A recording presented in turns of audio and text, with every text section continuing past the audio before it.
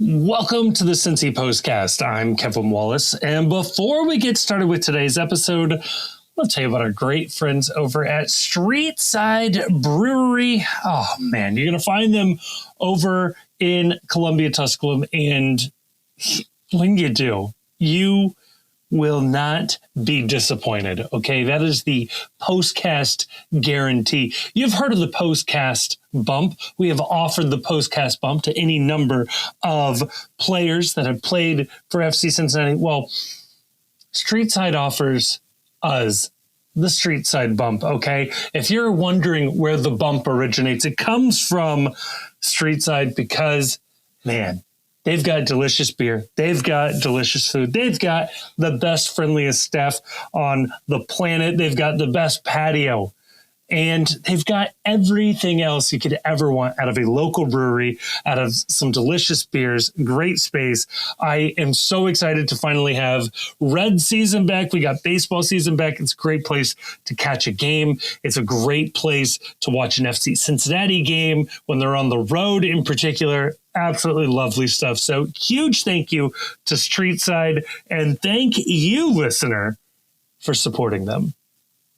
And on today's episode, well, international break, baby. So we've rotated the squad, all right? We've got a really good conversation of just sort of the state of FC Cincinnati from a person that I really respect, that I really enjoy. Yeah, we have Das Harks, Max, the man himself, on the podcast, and it's a really great conversation.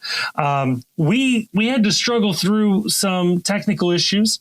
That's why I might sound a little different, but we got there in the end, okay? We were really delayed in recording something, so we got you, okay? So don't worry about that. We got you. And I do want to say this.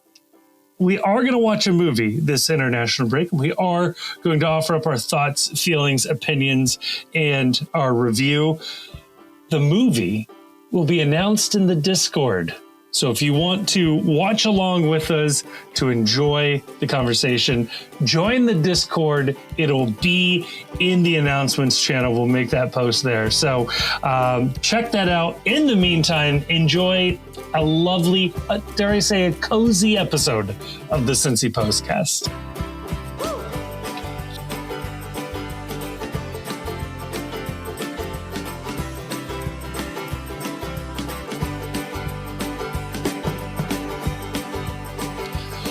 Joining me here to talk about all of that and more are two gentlemen who have already heard me do this intro thanks to some lovely technical difficulties, joined by Grayson and joined by Das Harks himself. Mr. Das, the Das, how are we doing this evening? Doing all right, Kevin. How are you? Very stressed out, but glad we are recording again, so that's good. I've got a laptop stacked on top of a pile of books that includes the history of the Paris Commune in 1871, V for Vendetta, and inverting the pyramids. So there's a lot going on underneath the laptop right now. Okay, very nice. I'm balanced on top of a Darth Vader mug and a headset box. A headset box for a headset I am not currently using. And as I look at the logo, maybe I should be. It seems really nice. Oh, it seems nicer than what you got. Yeah. Grayson, do we have anything sort of precariously perched atop a pile of anything over there? No, although at least on my end, I'm hearing a lot. Oh, good. Uh-oh. Good. So we'll see. We're Chief's not here, so in a lot of ways, we're playing with a rotated squad this evening. So this is good. Oh, man. That is not to diminish you, Das. Just know, like, if this ends up being 6-1 against us, you are probably going to take a lot of blame. Yeah. Yeah, I don't want to put any blame on anyone in particular, but it's probably the guy who's not usually here. Yeah. Oh my God. No, I'm glad we're one, finally recording, and two, I'm glad that you're here because Max, am I allowed to use your government name? Let me just ask that's not even my real name anyway, so it's fine. That's a good point, actually. Can I use your fake government name? I'm glad you're here because there's been a lot of conversation in the Discord in particular recently, and I think you have provided an interesting perspective to a lot of these conversations, to the perspective on the team. And I guess what I want to ask you, where do you sit right now when it comes to viewing FC Cincinnati and the project in 2026? The short answer is I don't know. And that is a common answer. I'll say that's worse than my usual. I feel like they know exactly what they're doing and they're just hoping that it hits. I've probably said this in the Discord way too many times already, but I'm stricken by the idea that in an ideal world, their plans would be working ideally. So I don't get the sense that there's no plan and that they planned for it not to go well. The unfortunate fact is that it's currently not going all that well. Yeah. Yeah. But I otherwise I get we'll call it optimism from, I don't know. It's maybe it's a me issue, but it's very much my incentive to watch sports is that I hope something good will happen. And further, I think that, if it's the Bengals, there's very clear reasons, even ideologically with the organization, that they're not necessarily concerned with winning. We'll use as a short term. I view FC Cincinnati's hashtag ambition differently than that. And it seems like the moves they're making are usually with the goal of winning. Yeah. But I would be foolish if I said there weren't plenty of head scratchers for this year. Tough part is Albright is like so close to the chest that, is there a clear plan for year 2, 3, 4, 5? Maybe there's some sort of, I'll use the word reason that Miles is a DP. But yeah, otherwise it's early days, as they would say in foggy London town. I don't know that I can draw too many conclusions yet. Like we're told last year, there are systemic issues. They can't keep getting away with this as they kept getting away with it until they didn't. But, I don't know. I'm wait and see for now, but I at least know where the pitchforks in my garage are. We're keeping tabs on them. Yeah. Grayson, now that we have officially hit the international break, we're a couple of days removed from the wild and wacky Montreal match. What vibe check, man? How do we feel about this team right now? I don't know. I guess maybe I am in the pessimist grouping, although I don't really want to be or like to be. Yeah. Because I like the team. I like everybody around the team, and we've had a lot of good times with all these folks. But as far as, what Max pointed out, like looking at last season, they can't keep getting away with it. They can't keep getting away with it, blah, blah. It's like that story of like the guy who's like stranded on an island and is like praying for God to save him.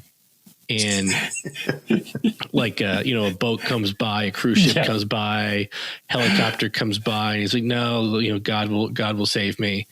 And then he loses 6-1 to New England.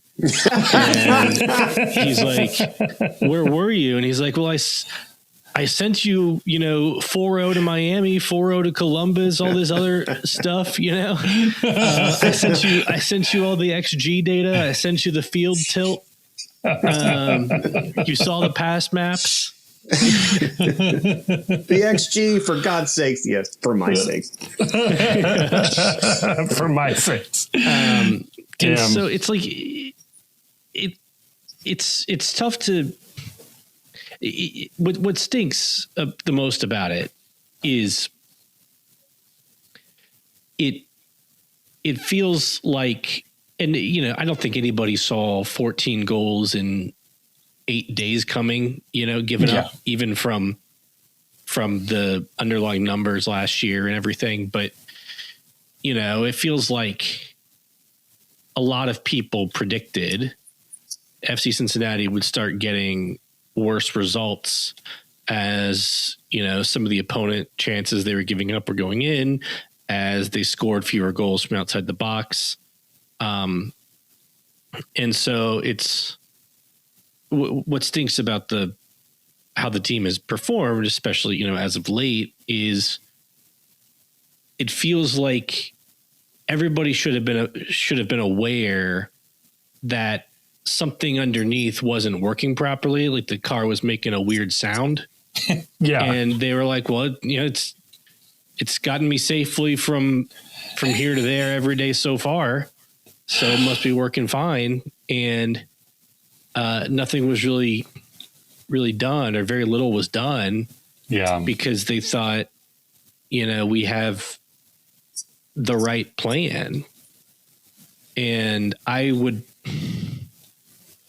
hope that the people behind the scenes are proactive enough to be evaluating things like that. Like, why aren't the underlying numbers, matching up with our results? How can we be improving? How can we stave off? They had a string of results last year of like 1-0 wins or whatever, where it felt like every game it was, Evander pings a ball that deflects off of 2 defenders and goes in goal. Yeah. And it's like, yeah, you get the 3 points, but like that can't be the plan. There's no way you're looking at that and you're saying like that's a sustainable path forward. Like, it's nice when that happens, but you're going to have something more reliable and sustainable.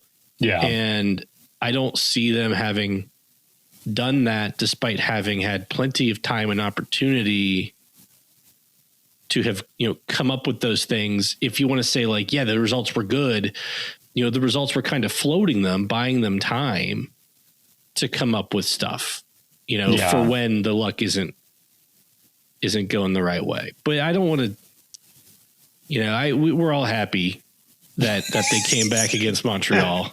Yes. And even that game, it's like, you had a defender makes a bad touch right to Tom Barlow. The long throw from Nick Hagland, which I think fundamentally is like a good play because stuff like this happens, but it does that. Yeah. That one also kind of deflects off of a Montreal player's head and falls very conveniently to Kevin Denke. And like either of those things doesn't happen, we're sitting in a much different position. Frankly, if they didn't win that game, they would have tied the 21 team for the worst 5-game start in FC Cincinnati history, where it was one win, 1 tie, and 3 losses. So if they had lost to Montreal, it would have been the worst 5-game start in FC Cincinnati history. Just wild to think about. It's just wild to think about. But again, like, you also do make your own luck in the sense that, Barlow was making like a nice little run, Yeah. They chose to do the long throw from Hagland to try to make something happen, and they didn't give up. So I think they deserve plenty of credit for all of that. But I don't see that win as like vindicating really anything or building much confidence in anything other than, at least in that game, they didn't sit down and die. Yeah. Yeah. I thought it was interesting after the game, Evander goes to Instagram and says this. So I'm gonna read most of this here. He says, we know we're not in a great moment. And in soccer, it's not just about wins. today, even with everything that happened during the match, we gave everything to not let you down. Yes, we care, and we're doing everything we can to get out of this phase. We didn't want to start the season like this, and we'll keep working hard to change it. Today's win wasn't pretty, but it was all heart, and we wouldn't have done it without your support. Max, damn, dude. Yeah, it sounds good. Although I can't help but be an asshole and think back to what Evander posted after the drubbing in Monterey to Tigres, which was, all you keyboard warriors don't know what it's like out here in these fields, and we're grinding away and everything's working, and you don't know what you're talking about. You started watching soccer yesterday. I am struck by the sudden humble version of Evander after a win and the sort of defiant Evander after a loss. How do you view that with the greater context of how this season is going? I mean, much as I think there's a valid duality that Grayson pointed out with, you make your own luck, but you also were the beneficiary of a lot of luck until you weren't. Yeah. I think I appreciate the duality in Evander in this moment where, I mean, he's not wrong in both accounts, right? Like, a lot of people are talking a lot of shit and they don't get it. And we don't have to get it. But, you know, I like a guy speaking his mind. I don't mind that at all. It does signal to me that he gives a shit. Yeah. It's odd that he's online that much. Apparently, I don't think that's a great idea. You know, probably should cool it on that. But you know, I think many among us probably at least once in our lives have really felt the compulsion to lash out. And then when you were in a place to get some air, maybe have a more reasoned approach afterwards. I don't know. I don't want to try to make, psychoanalyze somebody's posts any more than necessary, other than to say, I empathize with the guy. I mean, this is where I struggle with this team and damn near everybody on it. And Evander is really emblematic of it. There's so much raw horsepower in this team. It can perform so well. And when it does, when it's really clicking, we look like Barcelona. When we're not, it seems like everyone's met each other on the field for the first time, and you really can't understand why anything isn't linking. On paper, this team is very good. I know there are some structural issues. Maybe we can talk about formations at another point, but to a man, there's a lot of talent on the field, and it's really just confusing. I've analogized it to like a really built car that isn't. There's just something wrong in the tune somewhere, and you can't quite figure it out. And sometimes we take it out on the track, and that thing runs like an absolute monster, and we're like, dude, we've figured it out. No one can beat us. And then you go to put it out on the track.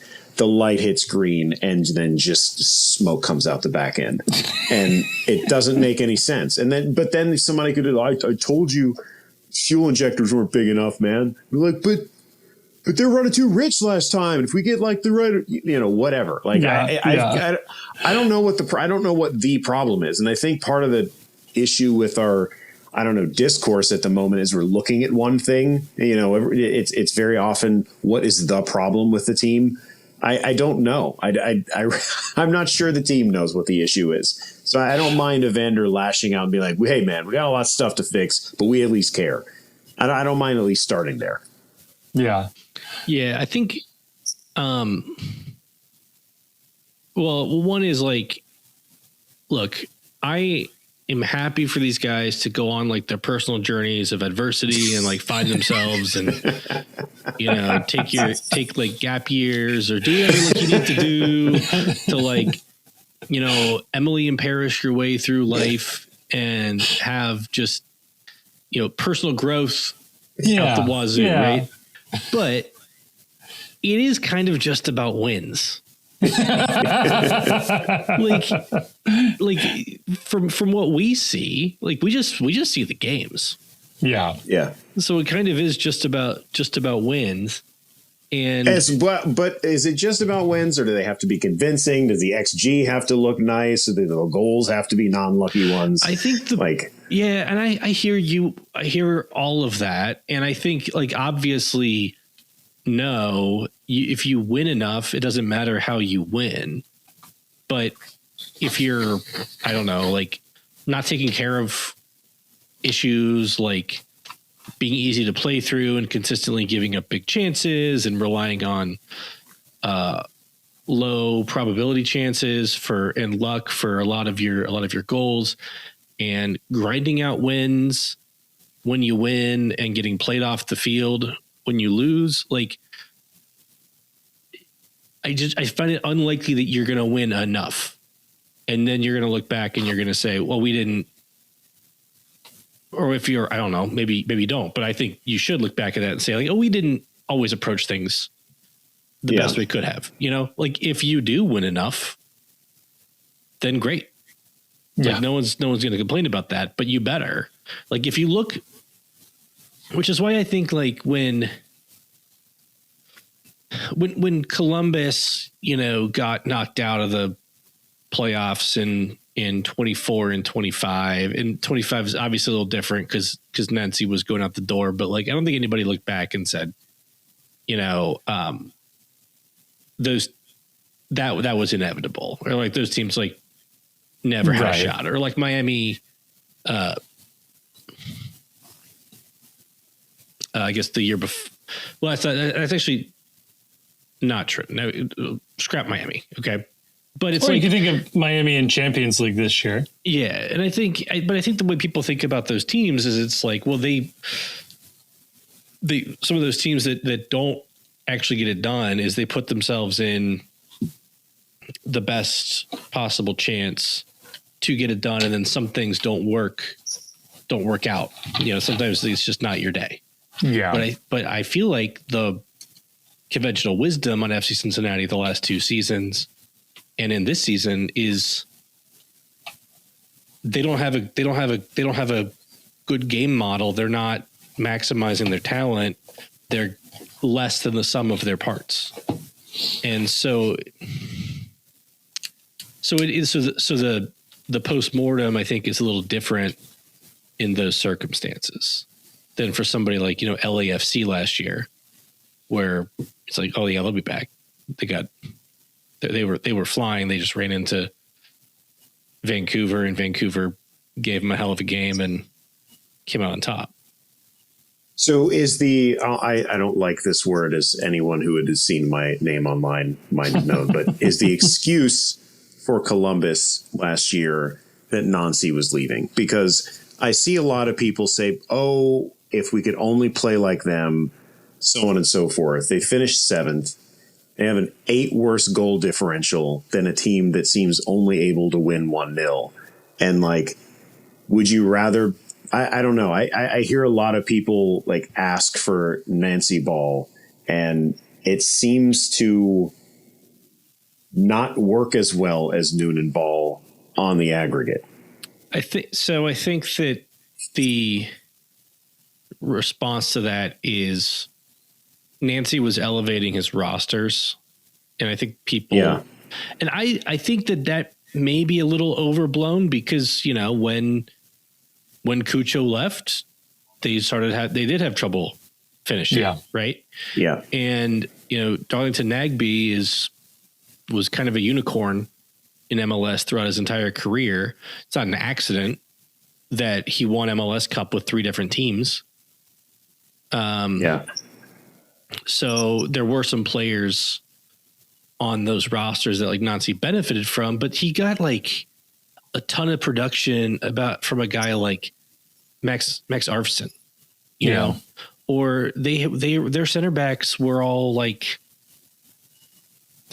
GAM players salary wise. You know, they weren't spending max TAM on multiple center backs. They didn't have, like, a DP center back. Their rosters were cheaper than ours, and I think on paper less talented, and they played us extremely well the entire time he was there. Like, even last season, We tied them, lost 4-2. Yeah. Tied them in Columbus, lost 4-2 at home, beat them 1-0 at home.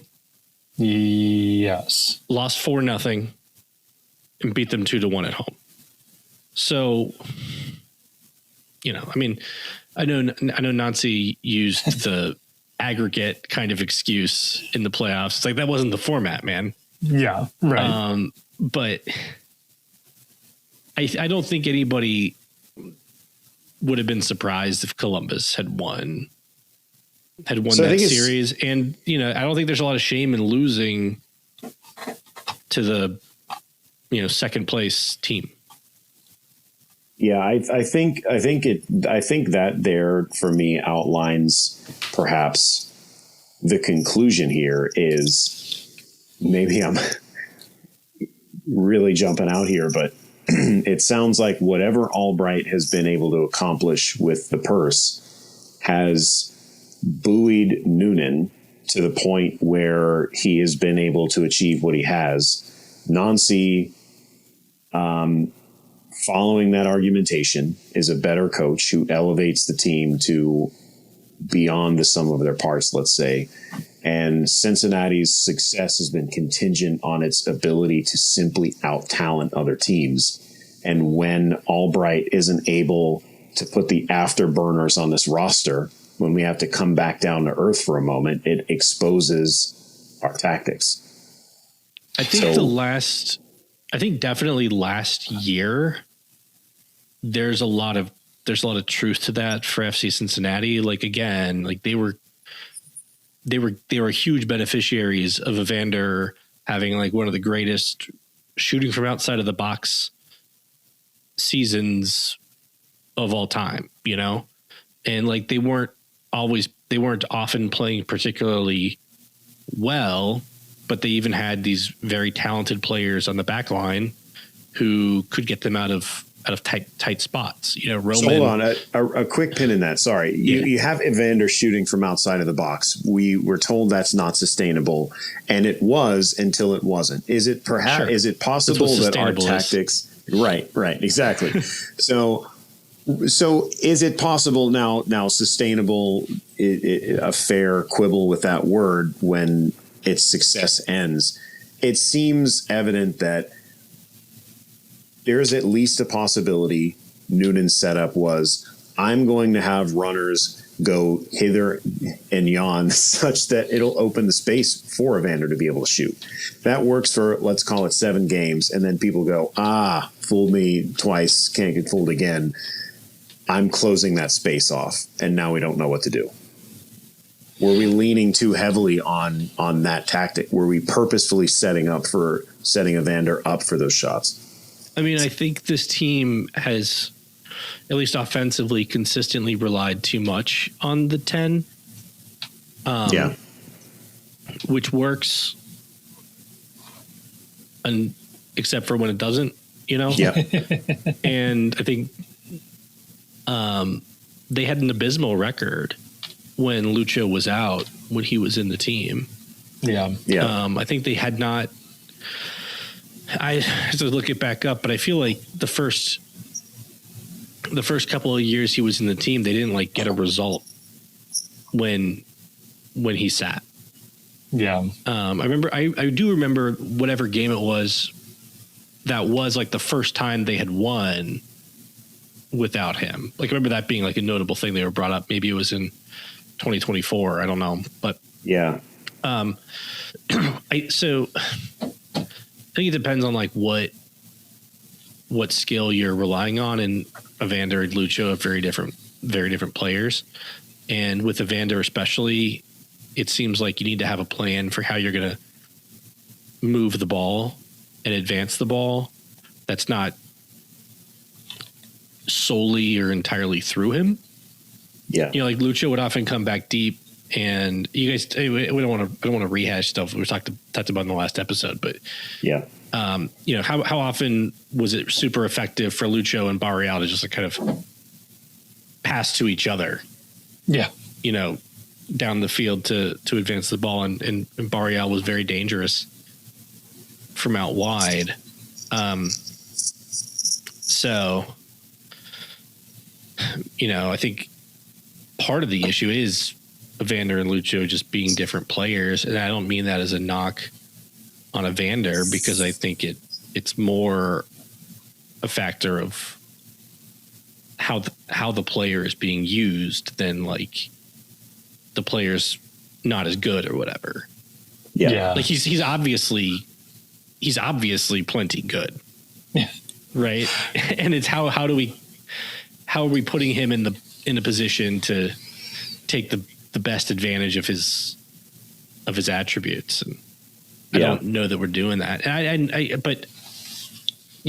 do want to kind of address like one thing where, so you talked about like Albright's roster and spending, potentially the argument being that Albright's roster and spending is buoying Noonan, and he's not really elevating the team in the same way that like Nancy elevated Columbus, or someone like Sorensen seems to be elevating Vancouver. And I do think that we're letting like the current issues and frustration, like a lot of the fan base, not everybody, letting this current moment kind of crowd out everything else that happened.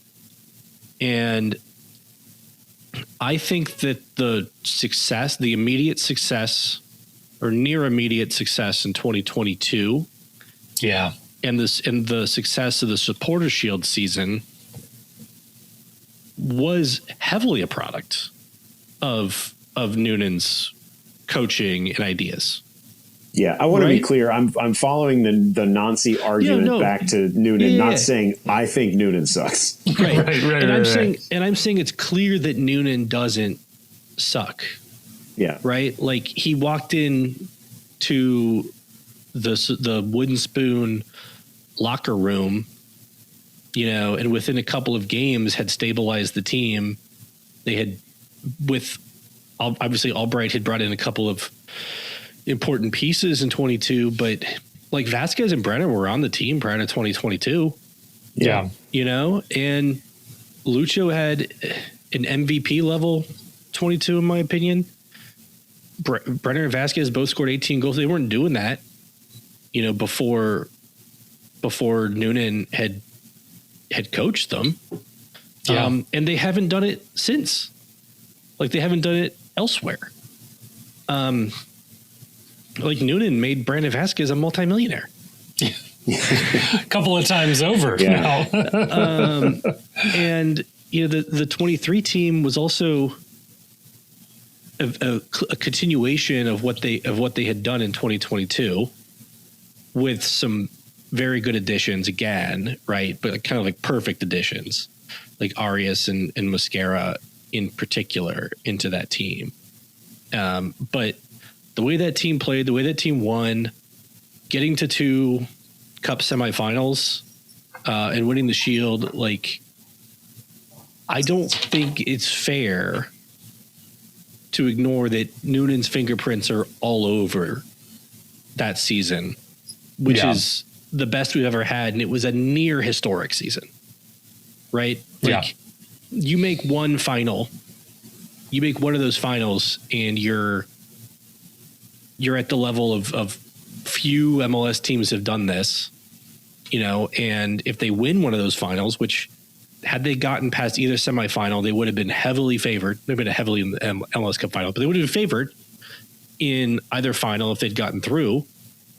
And hosted, I think, either one. Yeah. And that puts you in the conversation with a handful of MLS teams of all time. Yep. That wasn't just Carl's money that did that. Right. The core of that team was still the night camp team. Like, there was a handful of new guys, don't get me wrong, but a lot of the core of the attack and some of the other players. And, one of the big contributors that year was a Jeff Burdig signing. And so like, I think that we've talked about, how we kind of got where we were, which is kind of I think chasing replacements for the system that they were running with success in 22 and 23, rather than starting from a kind of like an idealized system and then trying to like move toward that with the signings. And, you know, I think if they had put, for example, if it had like a formation where you could have consistently put Luca Orishano in a more comfortable position for him rather than moving him around or asking him to play a lot of wing back and stuff, they would have gotten a lot more than $4.5 million from his transfer. That's a player. Yeah. Right. He's proving it in Mexico. But he wasn't exactly Alvaro Barreal in that wing back role. Yeah. You know? And so I think that they've definitely probably overspent for some of the players that they have.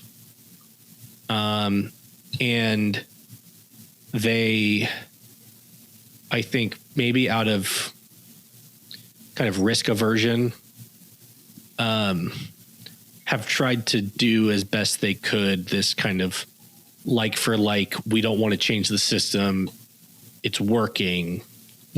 Transfer strategy, when that was maybe it was worth some growing pains in some, you know, alternative formation changes and some different player philosophy, in order to kind of keep, you know, longer term, like move, you know, championship window to championship window, you know? And I think they're a little bit up against it.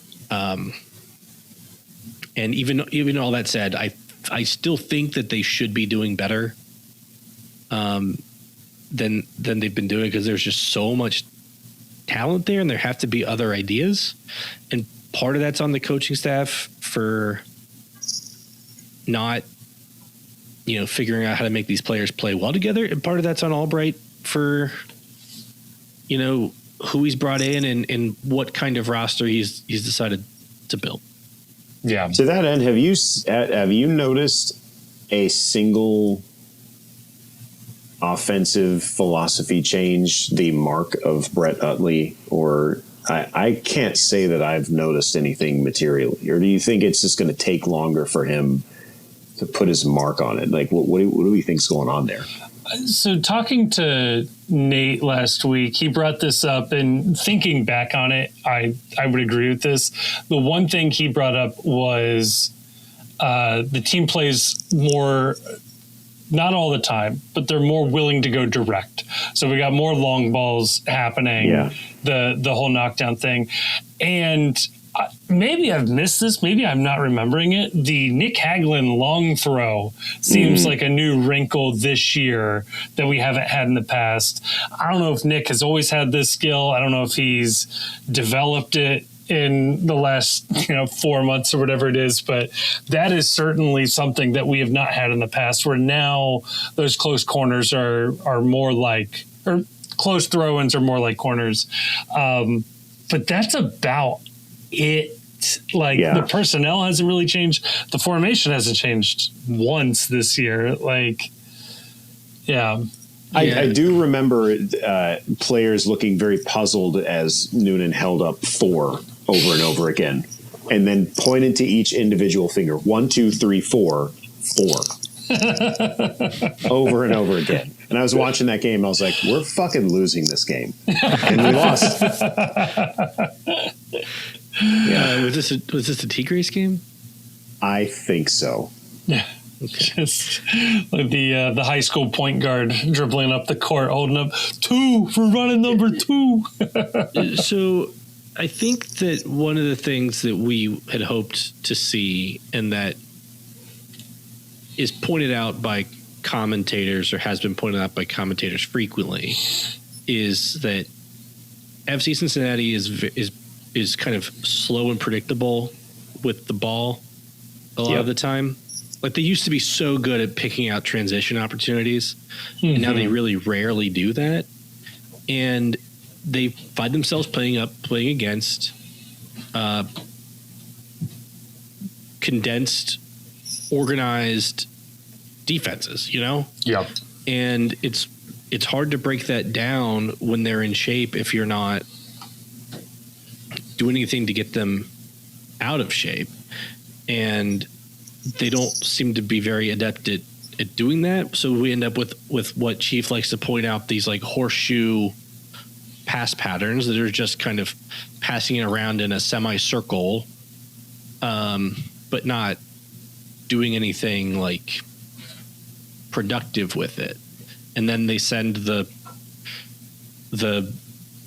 guys from the back line forward, or those guys go forward, whether they were sent forward or not, trying to make up numbers, and they leave themselves vulnerable. And we have seen that a lot again this year. And so I guess I don't know what we are supposed to be seeing from the addition, from the change in the coaching staff, other than the long throw-ins. But so I had understood that they had a set piece coach hired, but now I understand that may not actually be the case. Schrodinger's set piece coach. So I don't know who's doing this, or if it's still tongue twister. If like Utley's taking on those duties, or if it's still like a mix of. I think in the past it had been like a mix of Kenny and Dom. Yeah, doing those, but I think other than the long throw-ins, I don't feel like the set pieces have been very good either. And we've had that Powell long throw for a while, right? I feel like I remember Hags taking. I feel like I remember Hagelin taking one in the past, but I don't remember it being utterly Rory Delapian as that last one was. I've always wondered, and I know I say the same things over and over again, but I view the footballing world through late 90s, early 2000s, Sir Alex Ferguson era Man United soccer, and I don't understand why, like, we have the tools right now. Big, tall guy, strong, smaller, fast guy, guys who can whip cross, guys who can defend. Put them all on the field, 4-4-2, have an arrow pointing toward the goal, and then go. I don't, like, stop me if I'm getting way too far ahead of myself, but we're talking formation, we're talking, certain things that change. We're now playing, as the English would say, Route 1 football every once in a while. Big fucker up top, hoof the ball to him, see what happens. Perfect. I love that. Most of the poorly paid guys in MLS are in the back line. Having them run toward their own goal is great for us. So can we play Hagelin on the right? Can we play Teenage on the left in the back? Miazga, Miles as your center backs. Ramirez is the left winger. Evander, I'm going to pick Obi, but you can throw Guidi, you can throw Book out there, whatever. Ender is a right wing. And then Denke sitting right under Jabari. Who says no? Pat Noonan, apparently. Yeah, I mean, I was thinking of I was thinking about a 4-3-3.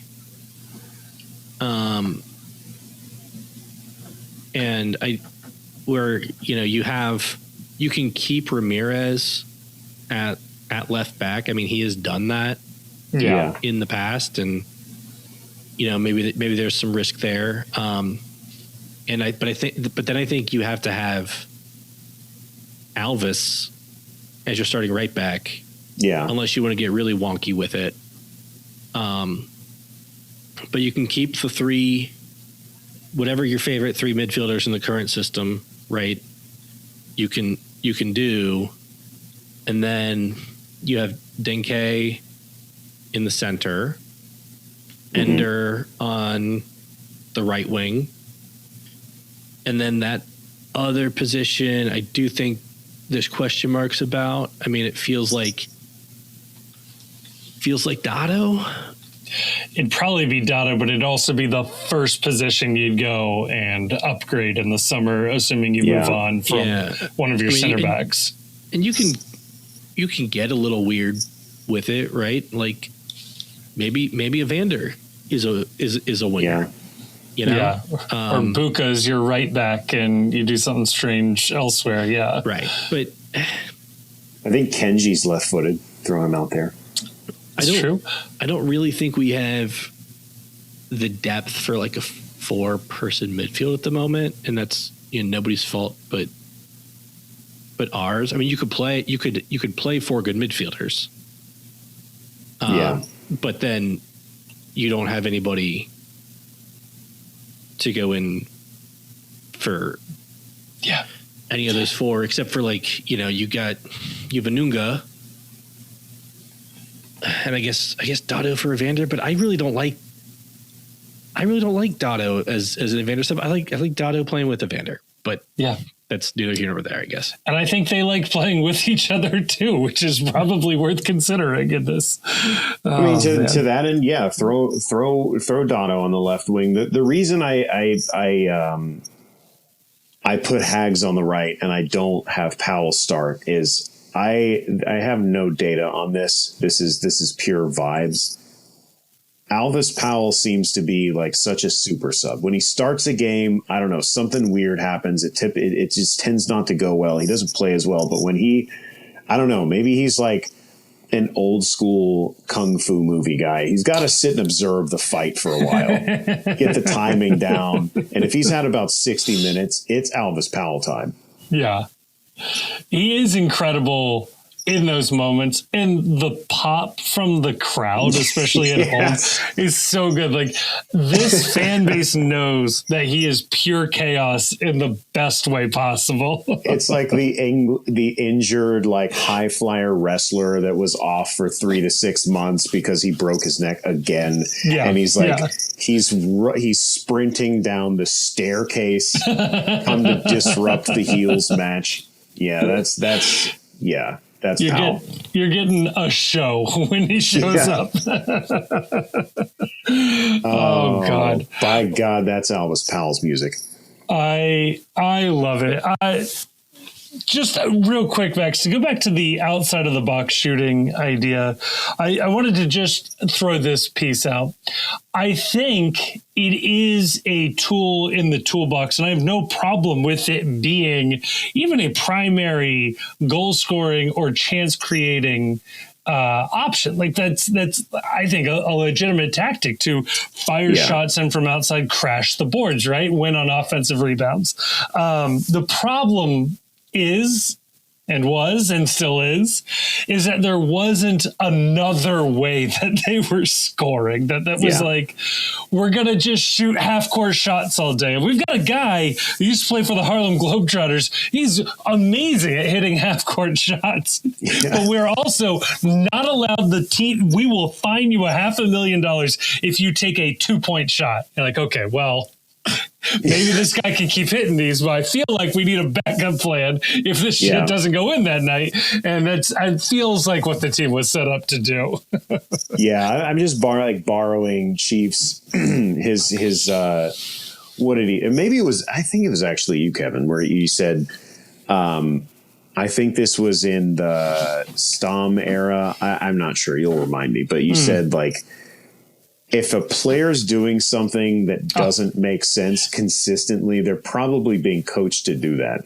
Yes, and I just wonder, like, I mean, obviously the hashtag horseshoe of doom, like that must be the commandment from the coaching staff. Like, go ahead and run it up the wings a little bit.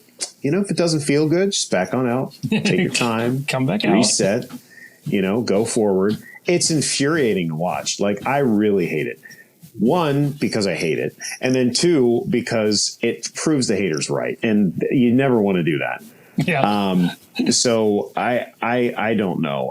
But then you hear things from the coaching staff like, oh, well, I need them to play with more confidence. So are they like telling them to jump in the pool, and the players are like, no, it's cold.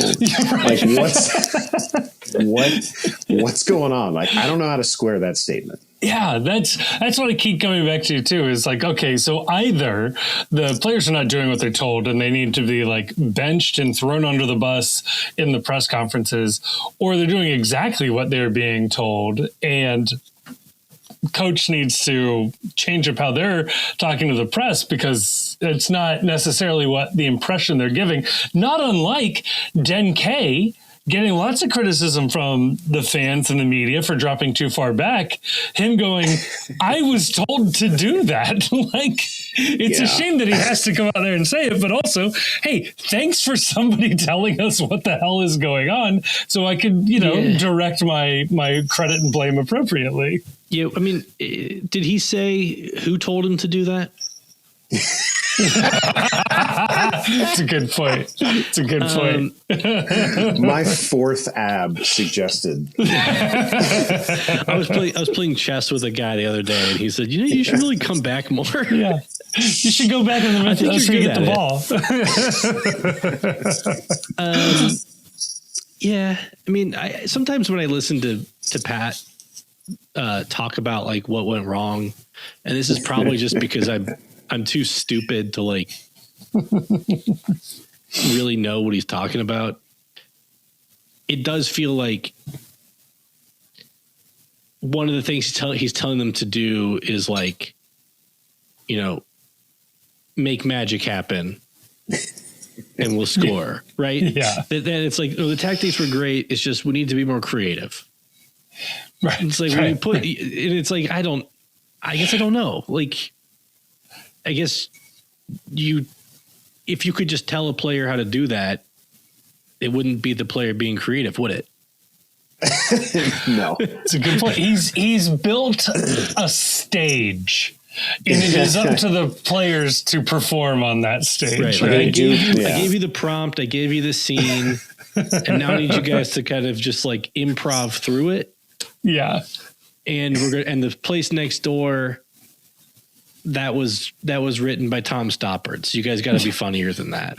Right. They do call it a performance on the night. So, I mean, that's not too far off. I quit a job once. I had a manager, for all of you guys who have bussed tables, sometimes in restaurants, there are sections. And I was assigned to one section. They closed it down early. They sent people home. And then they sent me the other section. And there were a lot of other things going on at this restaurant that shall not be named. But I said, okay, how are we going to sort out the tips? Because the guy who was working X section,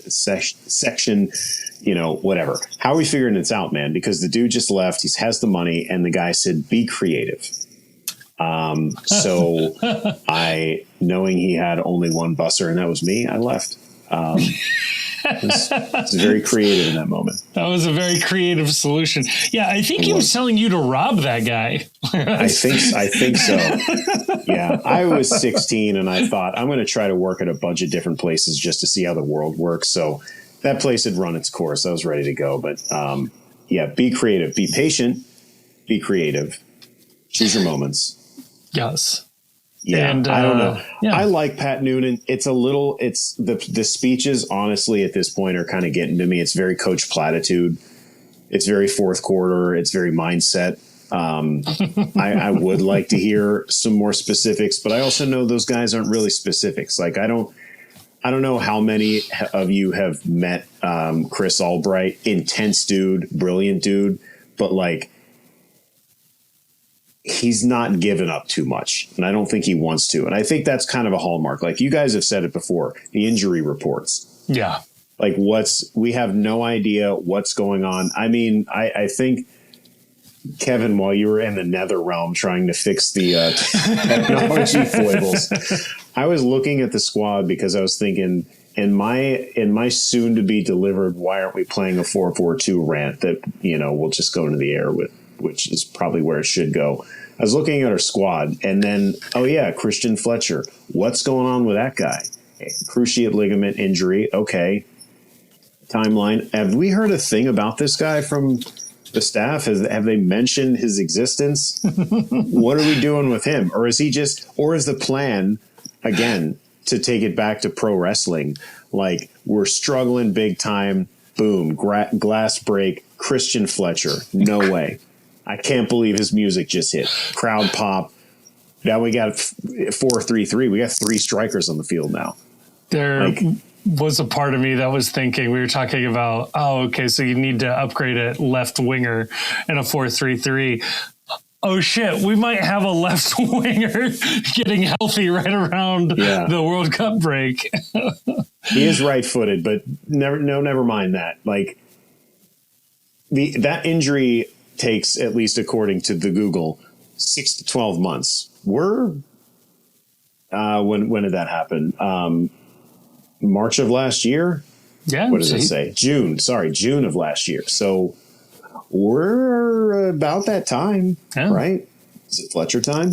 Day to day. The entire season comes down to Kristen Fletcher. That's exactly what we were all thinking going into the season. There was some speculation, like, do we have a signing coming in? He's been here the whole time.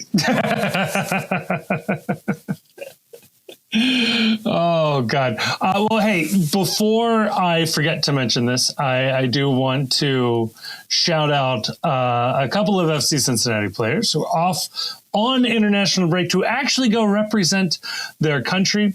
So you've got, at the senior level, Miles Robinson off to the United States of America, wherever that is. Pavel Buka is... Come on, Carter. Czech Republic. We've heard this directly from Buka. Czechia is not what anybody actually calls it. Czech Republic. Kevin Denke, Togo.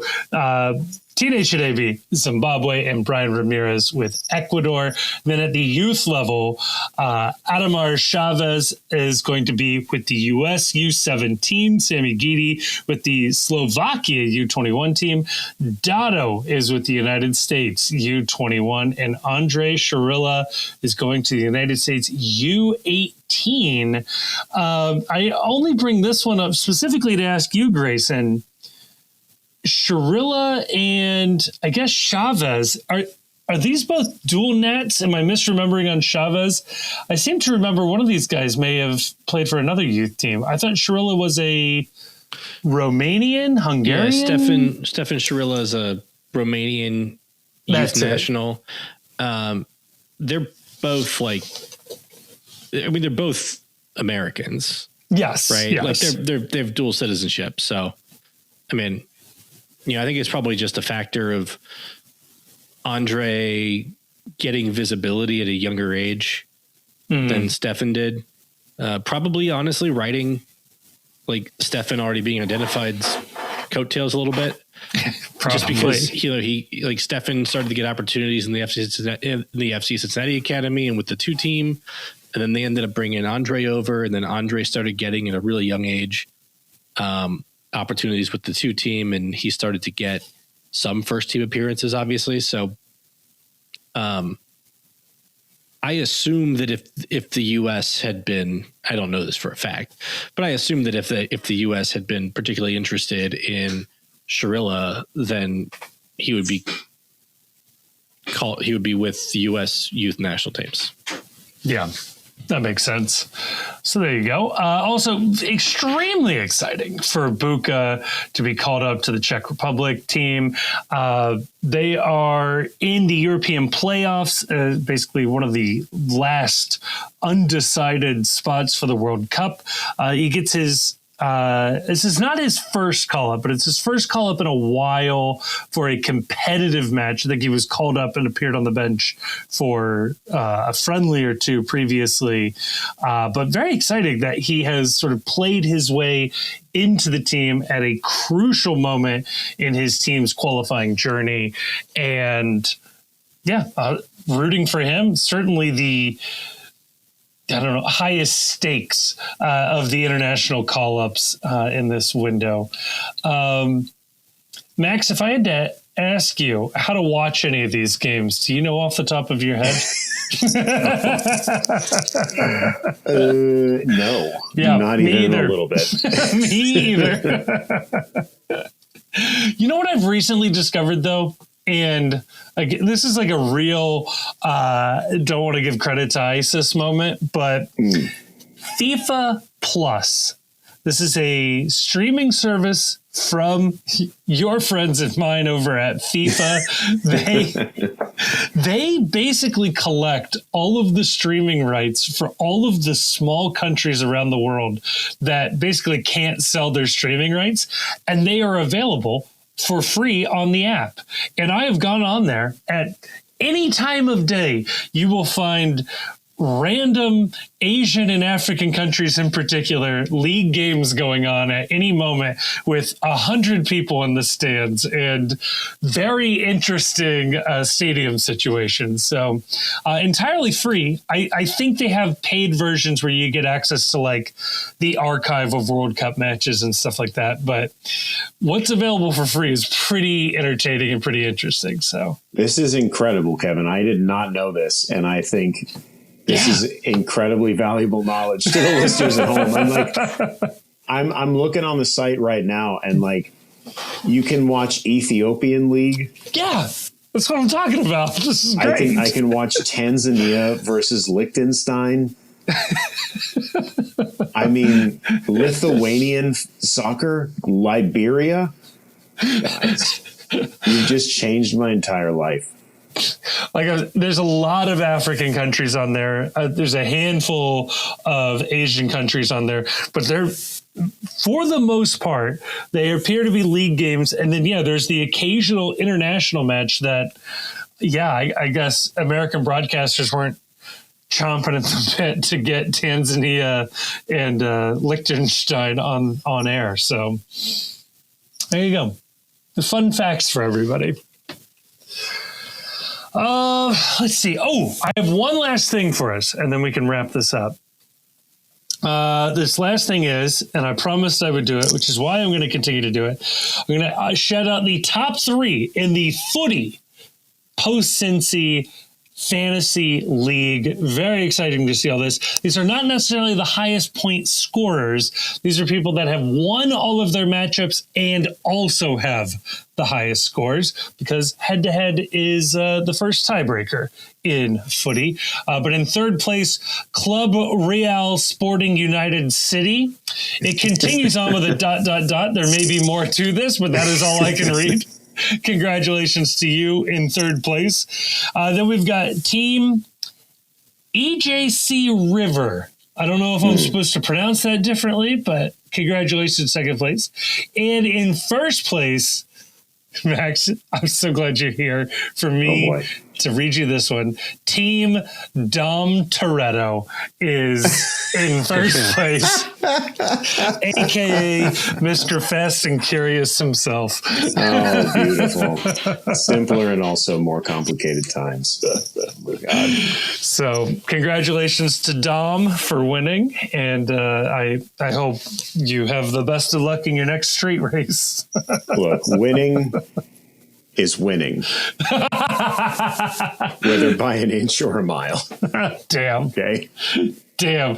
Is Pat Noonan from the coaching tree of Dom Toretto? Look, he's big on family. Okay? That's all you need to know. Oh, incredible stuff. Well, I think that's going to do it for a postcast. Max, I will give you the honors of disparaging our good friends up north.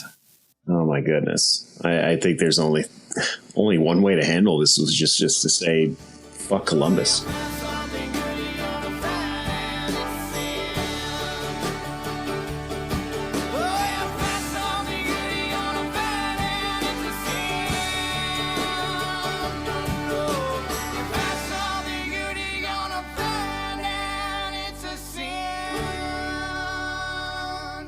The Cincy Postcast is a production of The Post Cincy. You can check us out online at thepostcincy.com. You can also follow us on Twitter and Blue Sky, Facebook, and Instagram. Twitter and Blue Sky, though, you'll find we're a little more active than the other places. We're also on YouTube, where you can listen to this episode if you aren't listening to it already. We are also putting up video content semi-regularly, including the Away Days series.